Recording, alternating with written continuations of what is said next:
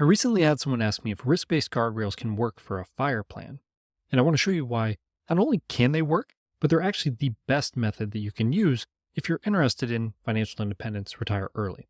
So let's dive into a little case study here. Now, this is pretty simple. I meant for it to be a fairly straightforward example. We have Frank Fire here. Let's go in and take a look at the household. Edit the plan here. We're assuming this individual is a resident of Maine. We can go and look at his information, 45 years old, male. No other details to look at here on this page, but we'll go back. For assets, kept it very simple. Just have a traditional IRA. And here we put the $1.2 million balance. And the reason I used $1.2 million was really to target kind of most people I see using FIRE are using a pretty simple sort of 4% rule type approach. So here you're thinking maybe Frank feels like $4,000 a month is a good monthly income for him. So that's what he wants to target. And he did the math and he was able to see that's $48,000 a year, or that would come out to $1.2 million of what he would need to save up in order to generate that income. So just using kind of a traditional 4% rule to back into this total balance that presumably he's saved up to, right? Maybe he had this $1.2 million target. He reached it at age 45 and now he wants to retire. So we are having him retired right now. See that in the plan information that we do have him marked currently as retired. Now, additional details, we don't have any other assets in the plan. Did want to account for some Social Security. Presumably he's been working. He does have some Social Security earnings history. So we're going to use $2,000 primary insurance amount. Didn't want to get too fancy here, just assumed he claims a full retirement age. Again, trying to keep this very simple. So this is actually all the inputs for this initial plan. Again, it's not going to be anything overly complex. Just want something simple, straightforward here. And we'll let the guardrails work. Now, one thing I want to do first is talk about what is risk-based guardrails. How are these different than just like a 4% rule, right? So the 4% rule is research that goes back to a study by Bill Bengen, published in Journal of Financial Planning. And in this research, he was looking at how much could you spend from a portfolio, give yourself an inflation increase every year, and basically not deplete your portfolio. So what was that maximum withdrawal rate that would allow you to make it through a 30-year retirement period without depleting the portfolio? And in this case, did the math, solved for it, and that's where we get the 4% rule. Now, Bengen himself never actually meant for this to be something that's overly prescriptive and that people were actually using to say, okay, I can go ahead and spend 4%. He has a podcast discussion with Michael Kitces where he's actually explained that he doesn't think that's the number that people should use. But it's a very popular method, probably because of the simplicity of the math and just trying to pull that into how much do I need to save.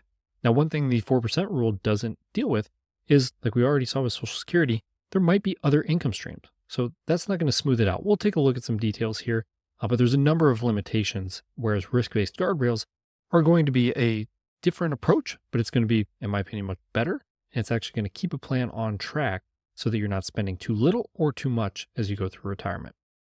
Let's take a look at the results here. So let's jump in. We have our household plan here. We can see right away, it's giving us a spending capacity. So here I didn't tell the software, okay, tell me how much I can spend. I basically said, let's solve for what a capacity would be. Now there are some details to pay attention to because in this case, we're looking at a net level, right? I went in, played with some of these settings to get where I like to look at them. I do like to look at spending capacity and net. We could also take a look at gross though, right? So we can see, we're saying you'd be taking about $4,400 a month from the portfolio versus the net after accounting for taxes being about $4,000, $40 a month to him. Now, you might look at this right away and say, wait a minute, that's really close to the 4% rule.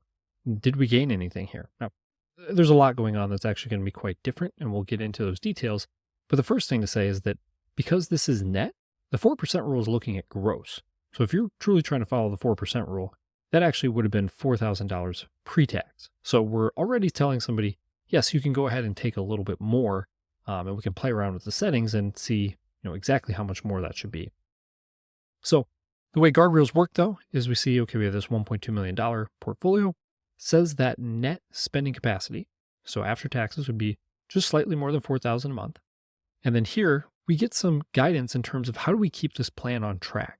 That's one thing with the 4% rule. You give yourself an inflation adjustment every year, but you don't really know if you're perhaps taking too much risk by continuing on that path.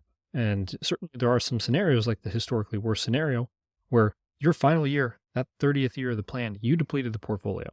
And especially for somebody who's interested in retiring early, now that research is harder to translate to, right? It's not necessarily using the time frame. You can go and look at studies.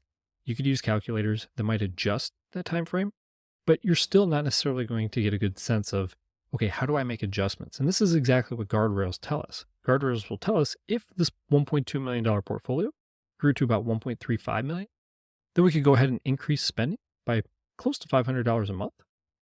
Or if the portfolio fell all the way to $740,000, now we would need to cut back. We'd be looking at a cutback of about $200 a month.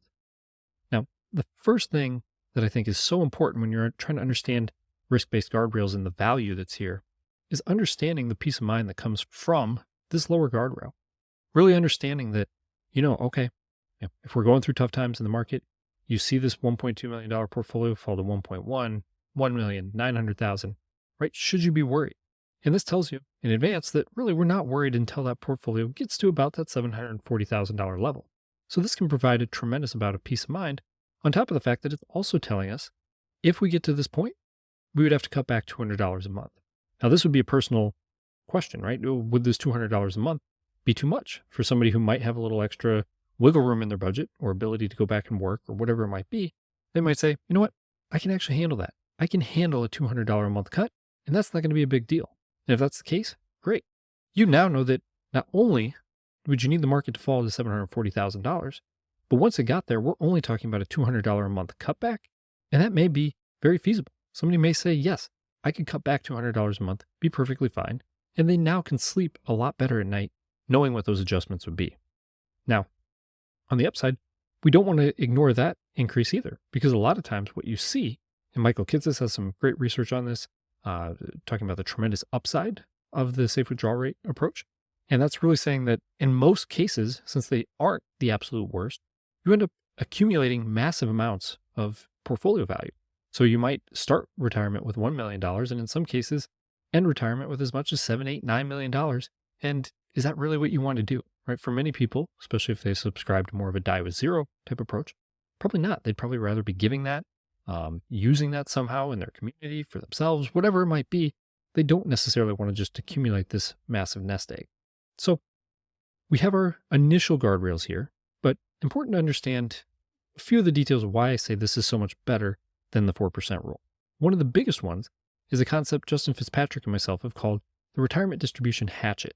And you can really see that here clearly in this case.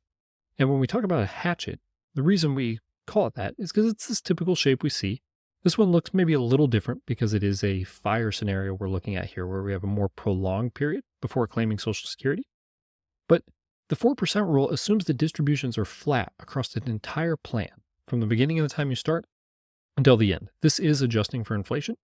So flat would mean basically, inflation adjusted constant spending over time.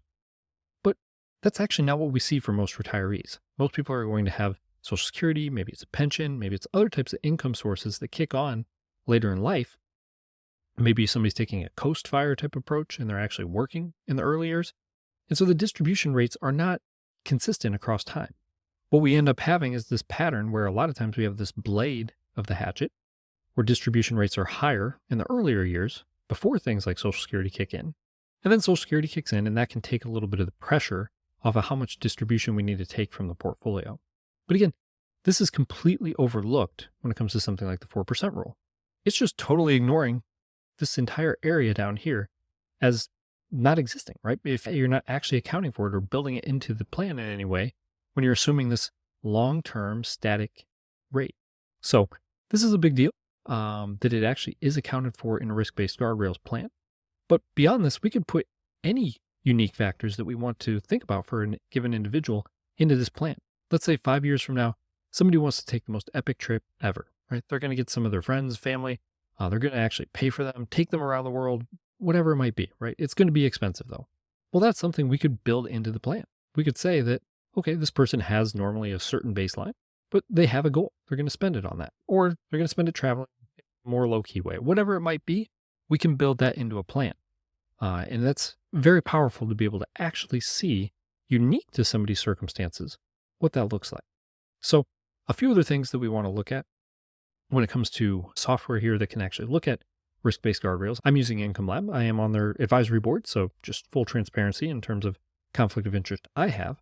But with this software, we're able to get in, we're able to look at things like taxes, all these unique things that, again, are just brushed aside with the 4% rule. Same thing with somebody's unique longevity. How long is somebody going to live? We can actually go in and play around with that. So we might say, okay, we have a longevity setting. For Frank, we're assuming above average, meaning he'll live longer than 60% of people his age, which would get us out 46.6 years. Or maybe it's going to be much longer than average, which would get him out 56.3 years. Or maybe much shorter than average at 36.3. And another thing that in this particular case with Income Lab that's very powerful is that this actually dynamically updates over time as Frank is aging. So as he's getting older and his attained age life expectancy is actually bumping him out further, we're going to be saying he's going to live longer and longer and longer. So it's a better way of estimating life expectancy rather than just starting with assuming somebody's going to live to 100 or 105 or some of these really far out there numbers that some people will use. So that's one adjustment. We could adjust the portfolio. So here I gave him about a 75% stock portfolio for this particular scenario. No particular reason for that, just chose that as I was going through and setting up the plan. We can change the guardrails too, which is a really important one. That's a kind of a nuanced topic that probably doesn't get the attention that it should. So let's go ahead and take a look at what I mean by that. So let's go back out to the income here. This view, when you click on the guardrails, will take you to a really nice view for looking at kind of these, the spectrum of spending strategies available. Now in this case, we have this 4,400. Remember that that is the gross. For this view, you can't actually look at it in net. It's just going to show you gross. So that's what we're going to be looking at here. But 4,400, that might be kind of our middle of the road type of strategy. Now, we could go all the way to the most aggressive guardrail side, and that might bump it up to about $4,740 of initial spending. Or we could go to the most conservative, and here we've got gross of about $3,910. Now, how are we getting to these numbers, right? This is one area where risk-based guardrails can feel a little bit kind of black boxy, I think, when somebody's first looking at them. But actually, there's a very intuitive approach to it. Now, I've talked about the 4% rule, but the other very common approach that many people use is something like Monte Carlo simulation, where they'll run a Monte Carlo simulation with a certain distribution pattern. That's nice. At least it's incorporating all these unique factors about an individual's plan that we might otherwise be overlooking.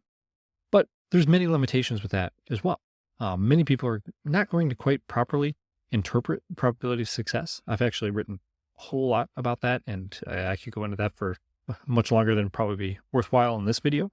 But just know that a lot of people misinterpret that. And what I mean by that is there's a big difference between setting and forgetting a spending plan. So if you were just to, at the start of retirement, run a plan once, you've got a certain spending level, and you charge forward blindly, you never make any adjustments, well, now that probability of success number actually kind of does get interpreted the way we think about it.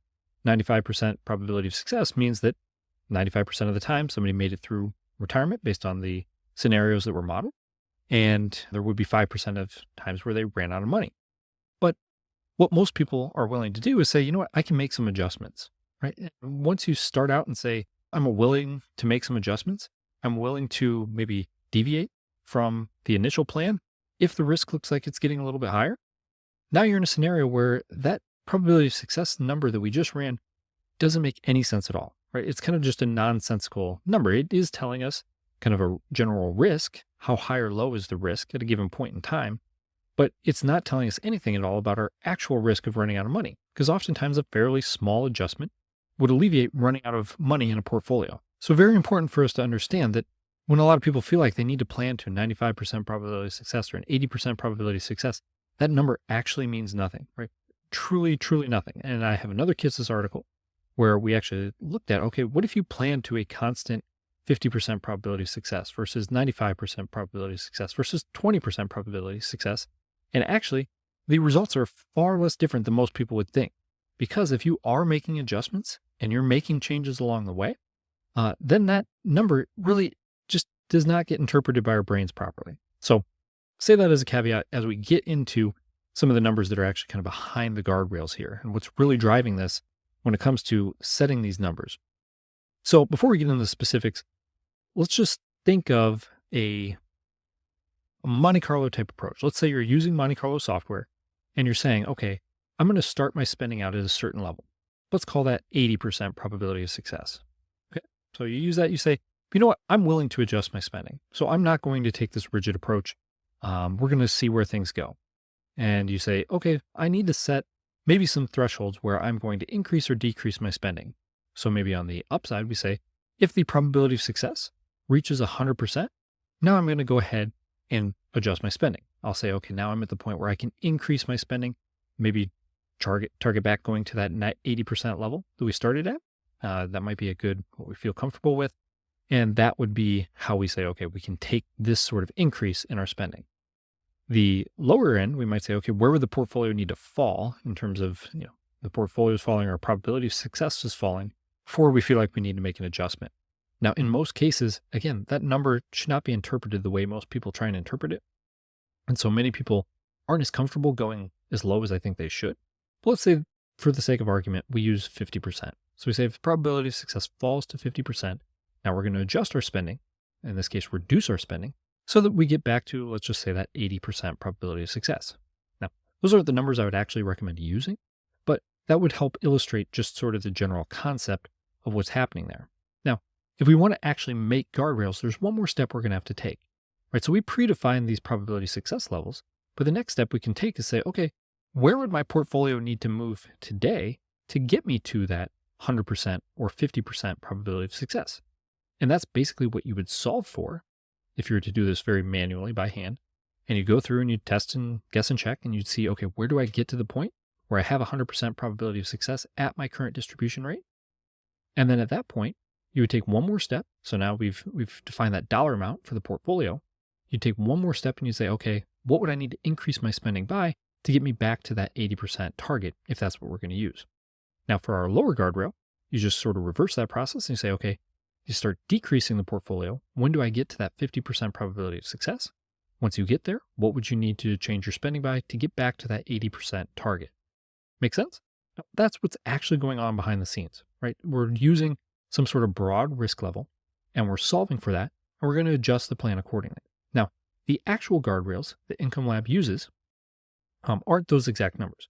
So if we go for the middle of the road approach, that's going to be an 80% initial probability of success, assuming you're using a Monte Carlo simulation. You can also use historical simulation. It's actually my preferred, or you could use a regime-based Monte Carlo, which is better than Monte Carlo in my opinion. Again, I have another Kitsis article with Justin Fitzpatrick on that, where we looked at which of those actually predict best in terms of help somebody guide them along historically. And we do see that historical simulation and regime-based Monte Carlo did perform significantly better than traditional Monte Carlo. But regardless of the method that you're using, you have those guardrails, you have those levels in place, and 80% is sort of the middle of the road strategy that's default built into the software. Now, the upper guardrail is 100% probability of success, and the lower guardrail is all the way down at 25% probability of success. Now, recall again that most people don't interpret that properly, or that really should be thought of, is more like a 1 in 4 chance that you're spending too much money. And that's really the easy way to think about that. And that's not anywhere near as scary as most people will make interpreting a Monte Carlo simulation with a 25% probability of success. So when you have those guardrails, that's going to be how you're making some adjustments. There's some other finer tuned details won't get into in this video, but that's at a high level what you get with this middle of the road guardrail. Now, if we go all the way to the most conservative setting, of course, we've got steps in between that'll slowly get you there.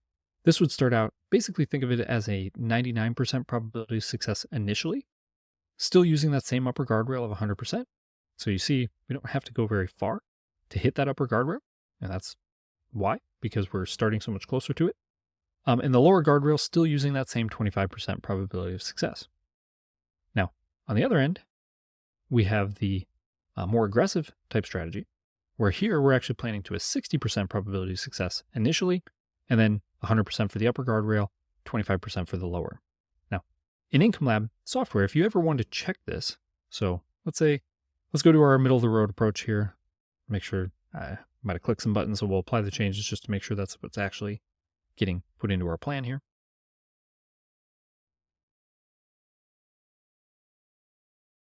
And then we'll go to our advanced settings. So if you go in here, look at the advanced plan settings.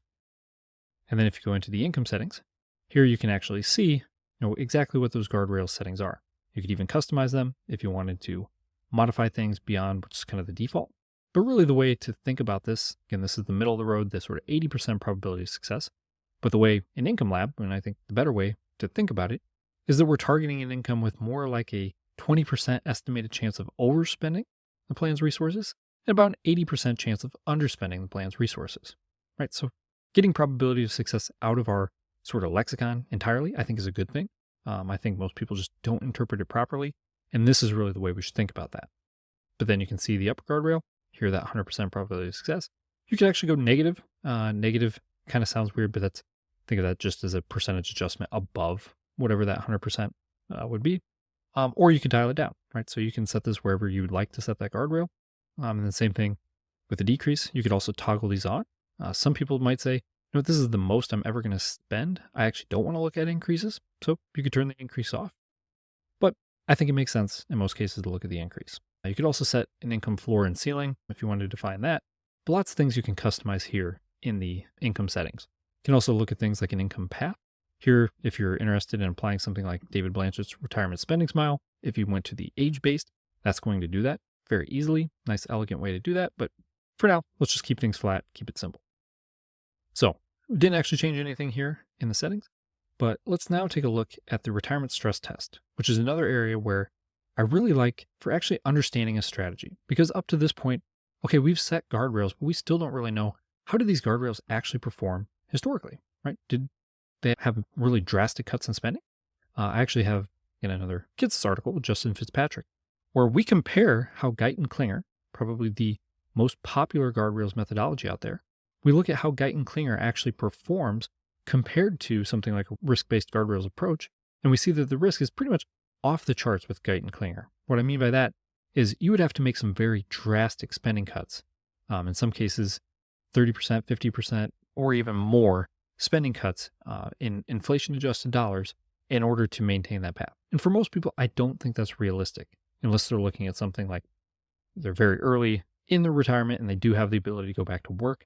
But especially when somebody's in their later years, that may not be realistic to take a 50% cut in spending in any scenario. But we can see exactly what it would look like here and then stress test it going through some particular scenarios. So this is just our middle of the roads guardrail strategy here. And we can see in this particular case, if we look at somebody retiring just before the global financial crisis, we would see some hitting of that lower guardrail, which would be calling for a reduction in spending. You can see down here, this lower chart will show you the portfolio balance. We see it starting at about 1.2 million. See those initial upper and lower guardrails. Those do move around. That's one area that some people have some questions. Why are these guardrails moving? Part of that's because of looking at current economic conditions, some of the economic context that Income Lab will take into consideration. But that will move around a little bit. And you can see here, eventually the lower guardrail was hit, actually hit twice in kind of a short succession here.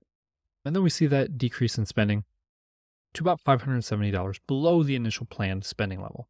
So still getting us just to about to where the 4% rule would have started us regardless, kind of giving back some of that extra spending going through the financial crisis here. But then once the recovery happened, once we started to see things grow, now you see those spending increases kicking in.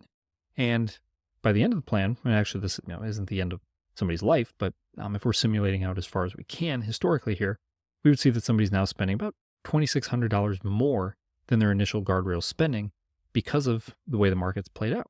This is all adjusted for inflation. Again, we can look at real and nominal. And so nominal would show us with inflation increases in here where things have gone to. I think real makes sense more for looking at the spending levels here and understanding kind of what that actually feels like. But sometimes nominal can make sense to look at too for the portfolio values. So we can see down here, again, starting $1.2 million. In this particular case, despite all this income somebody's paid out to themselves already, they're still at a point where they'd have about $1.6 million in their portfolio. So we're dynamically adjusting here. We're actually reacting to what's happening in the market and we're adjusting our spending accordingly, whether that's on the good upside or the low side. We can look at some other scenarios here.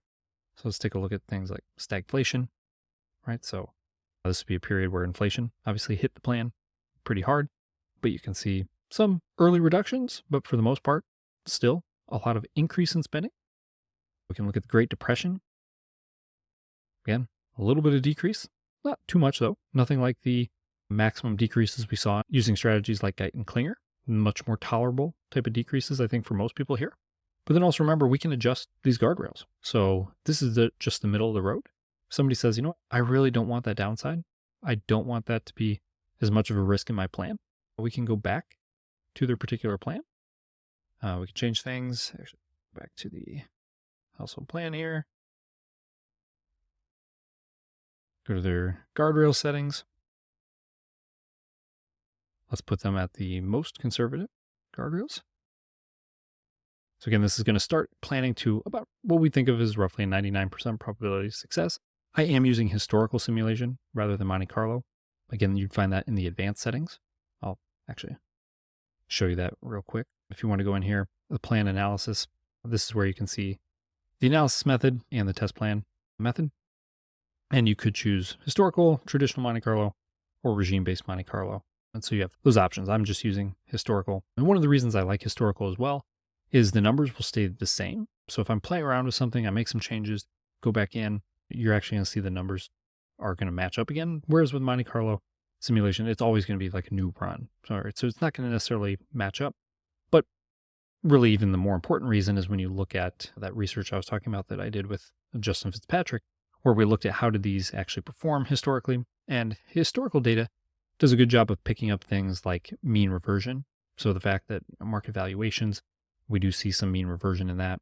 It also picks up things like momentum. So in the short term, we might see stock prices increasing more or decreasing more following that momentum effect. In the longer term, we get that mean reversion effect. And you actually see that in historical simulation. And you can pick that up with regime-based Monte Carlo as well, because the capital market assumptions aren't fixed. You actually use short-term capital market assumptions and then longer-term capital market assumptions. So that's why I like historical or regime-based Monte Carlo better. But anyways, it's kind of an aside there. But if we go back to our plan, we want to show, now we're on the most conservative setting here. And if we go to retirement stress test, obviously this is going to start out spending less, right? So now we're looking at, this is showing us real spending, so inflation adjusted, but this is going to start out about $3,400, $3,340. And then you see we didn't have, going through the retiring just before the global financial crisis, didn't actually even come close to really hitting that lower guardrail in this case. And then we eventually had some hitting of the upper guardrails, and eventually we're spending significantly more than we initially started out spending. Same thing, looking at different scenarios, stagflation. Again, in this case, no reductions in spending because we are using that more conservative level. Great Depression, no reductions, but no reductions without just being excessively cautious. Again, I might even pull up a chart here and show it in the video, but Michael Kitz's research where he looked at how much do you have in a portfolio remaining, and those numbers were tremendous. In most cases, if you're using just the 4% rule, you end up with a lot of cash left over. Well, this is something that's going to say, even in these worst historical periods, we're looking at how do you ramp up your spending to make sure you're not just accumulating way too much, unless that is your goal to do. And we could also look at using this to look at some better times. So let's go back to the global financial crisis, but let's say instead of retiring just before financial crisis, you retired during it, right? So now we don't have the big dip that we saw before. Actually, in this case, because we didn't even have negative to begin with, it's really not showing us much. But again, just more of an increase. We can play around with these time frames and we can see exactly how that would have impacted a given plan. Just for illustration's sake, let's also go in and take a look at the most aggressive, right? So instead of just seeing these increases, let's say that we want to go in and look at plan here with the most aggressive guardrail setting selected. So, right, flipping it from the most conservative, this about $4,400 level in the middle, all the way up to the $4,740 on the upper end, right? So most aggressive settings here, apply those to the plan. And let's go back in, take a look at our retirement stress test.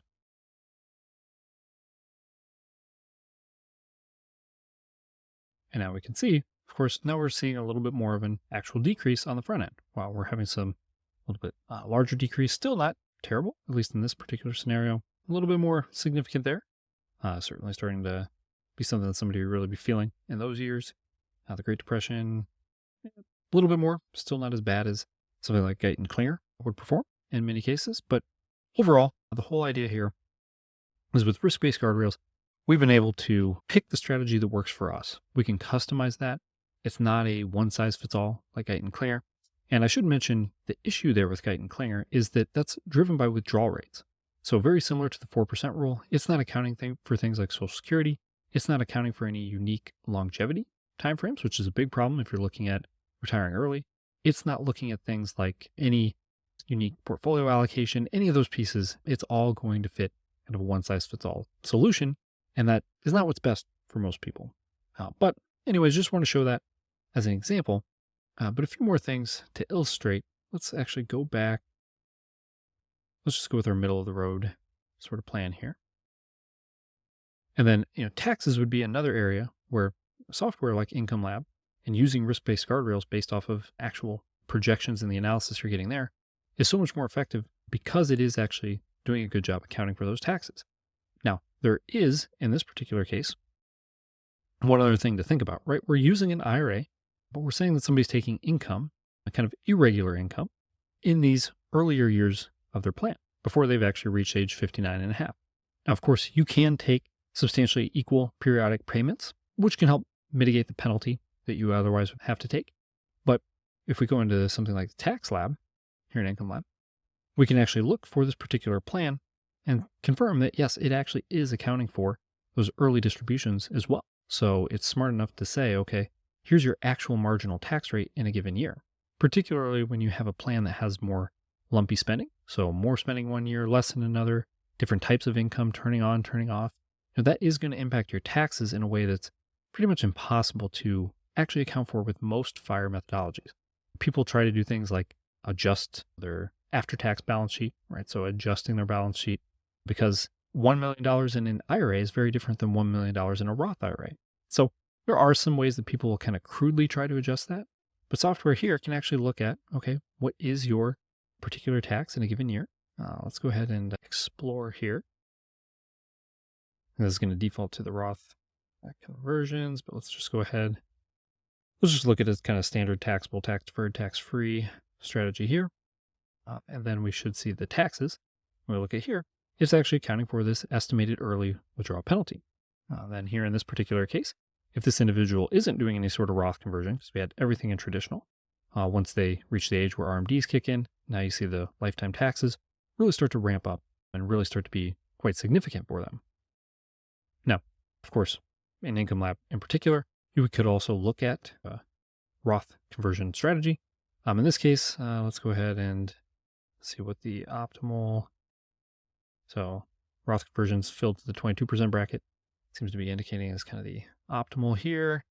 Let's go back to the compare, see the difference. So showing kind of lifetime savings about 1.2 million in taxes. Nice to look at, what does that actually look like? Well, I mean, somebody kind of here, the blue is by doing the Roth conversion strategy. So doing these conversions in the earlier years and then eventually swapping over, then you see those taxes are really ramping up.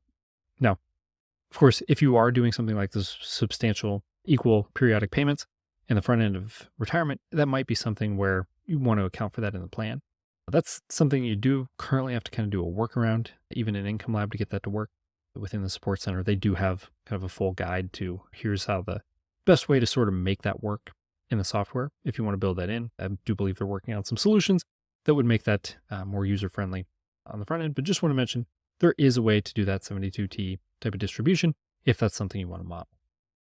But ultimately, hopefully this is helpful for understanding why risk-based guardrails can actually address a FIRE situation, somebody wants to retire early, and why they're actually a much better approach. Unlike withdrawal-based guardrails like Guyton Klinger, you're actually getting unique circumstances to somebody's situation. Of course, we could play around with all sorts of other things here. We could go in, we could play around with all sorts of other settings here. We could adjust how much somebody has in Roth and traditional and taxable brokerage, or we could set in spending goals. We could put in all sorts of unique things specific to somebody's circumstances. And we're actually going to see that result in the plan. Unlike the 4% rule, which again is rigid for the same reasons, going to have all that. And it's not going to be based off of a bunch of research that was really based on one particular scenario that's really the most extreme, kind of risk averse type approach to try and avoid that failure. And instead, we can say, okay, let's take a little bit more of a balanced approach where we're reacting dynamically, we're keeping a plan on track, and that's how we're going to approach retirement. So, yes, you can do it. I think it works even better. And yeah, let me know if you have any questions. I hope you found this helpful.